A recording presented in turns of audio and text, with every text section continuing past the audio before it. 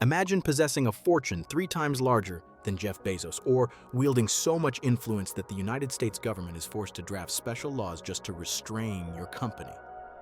At the height of his power, John D. Rockefeller's personal wealth accounted for roughly 1.5% of the entire U.S. economy, the equivalent of nearly $280 billion today. The engine behind this unprecedented fortune was a single enterprise: Standard Oil.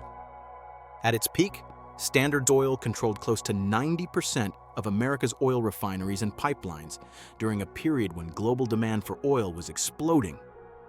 Typically, among wealthy dynasties, only around 10% of family wealth survives into the third generation. Yet the Rockefeller family remains one of the richest and most influential families in the world. Much of their wealth was created within the boundaries of the law, but legality does not always equate to morality. This is the story of John D. Rockefeller. Long before technology giants and financial conglomerates came to dominate the modern world, there was one name synonymous with wealth and power: John D. Rockefeller. Born in '89 in Richford, New York, he began life as an entirely ordinary boy. Nothing about his early years suggested that he would become one of the most influential figures in American history, especially considering the example set by his father, William Avery Rockefeller. William was a con artist who later reinvented himself as a so-called doctor, selling homemade remedies of questionable value. His true life was shrouded in mystery, but he was obsessed with appearing successful. He dressed well, projected prosperity, and rumors circulated that he may even have been involved in a horse-stealing ring. By most accounts, he was a deeply unreliable figure. The Rockefeller family moved frequently until 1857, when they finally settled in Cleveland, Ohio. William purchased a comfortable home, and the city became their permanent base. For young John, Cleveland offered opportunities that would have been impossible in the already crowded and established markets of the U.S. East Coast. Rockefeller's childhood was unremarkable. He lived simply, attending a local school for a few months each year and spending the rest of his time working. He chopped wood, cared for animals, tended crops, and carried out whatever tasks were required. He was intelligent but quiet, diligent but unassuming. Most people paid him little attention. If he stood out at all, it was for being unusually reserved for a boy his age. His first job reflected that modest beginning. Rockefeller dropped out of high school to work as an assistant bookkeeper, earning just 50 cents a day. Yet he was not aimless. He saved nearly every cent, guided by a clear vision of escaping a life of limited means. Eventually, he approached his father for a loan. Despite William's dubious character, he had managed to accumulate some money. Combined with John's savings, this loan allowed Rockefeller to take his first serious step into business. In 1859, he founded a commodities brokerage firm called Rockefeller & Clark. The company traded agricultural goods and petroleum products, a strategic decision, as America's oil industry was just beginning its rapid ascent. Cleveland's proximity to Pennsylvania's oil fields, along with its strong transportation infrastructure, made it a natural hub for refining and distribution. By 1863, Rockefeller and his partners had accumulated enough capital to open their own oil refinery. From the outside, this appeared to be the beginning of a classic American success story, partners rising together from humble origins. But Rockefeller's approach quickly revealed a different reality. Just 2 years later, he forced his original partner out of the business, buying him out entirely. Rockefeller then formed a new partnership with chemist Samuel Andrews. To expand further, he sought additional capital and approached millionaire Stephen Harkness. Harkness agreed to invest $100,000 as a silent partner on the condition that Rockefeller also take on Harkness's relative, Henry Flagler, as a partner. This decision proved pivotal. Flagler's organizational skills and creative business instincts complemented Rockefeller's disciplined cost control and long-term strategic thinking.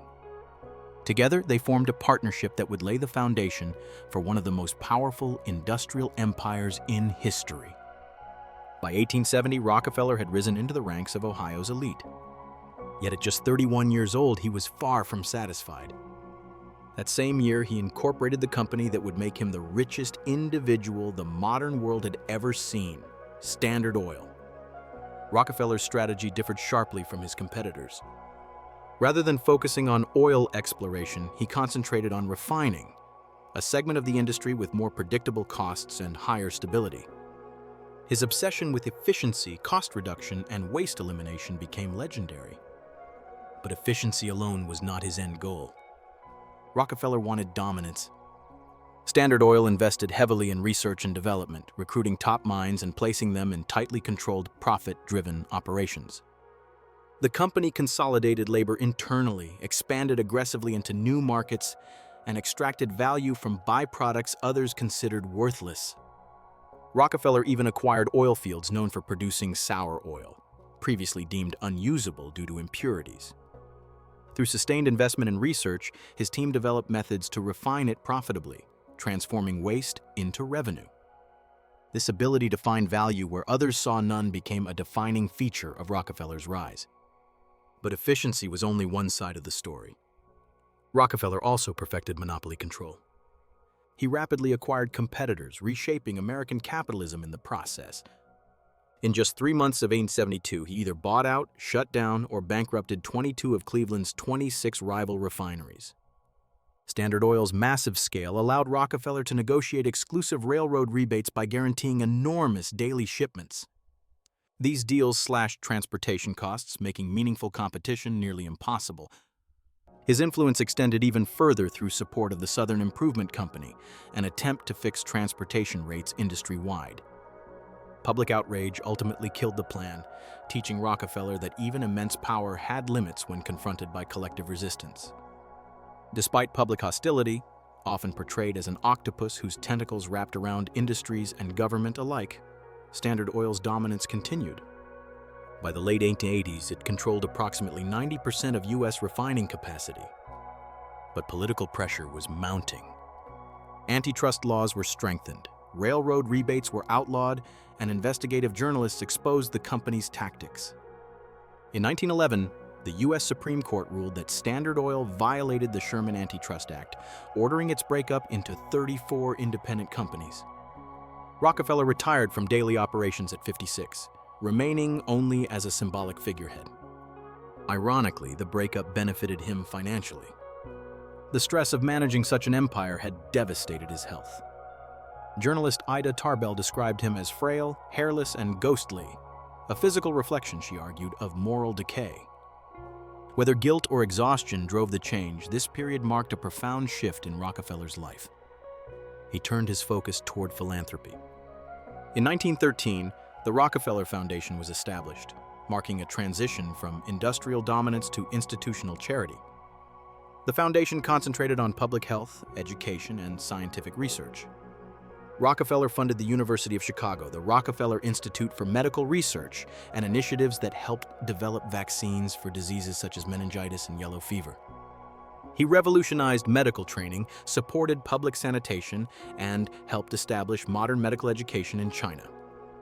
The foundation later played a critical role in the Green Revolution, dramatically increasing agricultural productivity and contributing to the survival of hundreds of millions, if not billions, of people worldwide. Over time, Rockefeller gave away the vast majority of his fortune. While his wealth peaked near $900 million in 1912, his estate amounted to only $26 million at his death. Yet questions remain. Were these acts driven by altruism or by legacy management, tax efficiency, and influence? The answer is likely complex. What cannot be denied is the lasting impact of his philanthropy, or the enduring power of the Rockefeller name. Today, the family's publicly reported net worth exceeds $10 billion. Many modern oil giants trace their origins back to Standard Oil. Beyond wealth, the Rockefellers pioneered advanced wealth preservation strategies, including family offices, irrevocable trusts, and multi-generational tax-efficient structures that continue to shape elite finance today. John D. Rockefeller mastered the system, exploiting its rules when they served him and influencing change when they did not. His legacy embodies both the brilliance and the moral ambiguity of American capitalism, a reminder that extraordinary wealth is rarely simple and never neutral. If you've stayed until the end, leave a $sign in the comments. And if you want deeper explorations into the origins of global wealth, power, and financial empires, subscribe to Financial History. where money's true history is uncovered